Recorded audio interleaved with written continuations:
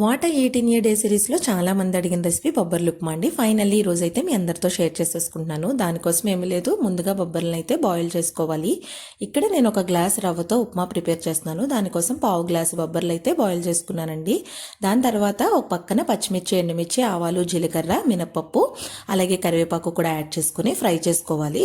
So ఇదంతా పోపు అంతా కూడా ఫ్రై అయిన తర్వాత ఆల్రెడీ బాయిల్ చేసుకున్న బొబ్బర్లు ఉంటాయి కదా, వాటర్ పక్కన పెట్టేసుకొని ఓన్లీ బొబ్బర్లు మాత్రమే మనం ఈ పోపులో యాడ్ చేసి ఒకసారి ఫ్రై చేసుకోండి.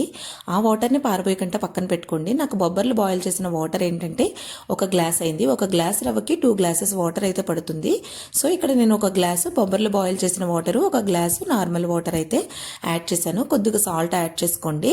మీ రుచికి సరిపడా సాల్ట్ యాడ్ చేసిన తర్వాత వాటర్ అంతా కూడా బాయిల్ అవుతుంది కదా, దాంట్లో ఒక గ్లాసు రవ్వ అయితే యాడ్ చేసేయండి, బియ్యపు రవ్వ. సో ఫైనల్లీ ఉప్మా అయితే రెడీ అయిపోతుంది. టేస్ట్ అయితే చాలా బాగుంటుంది. తప్పకుండా ట్రై చేయండి. వీడియో నచ్చితే మాత్రం లైక్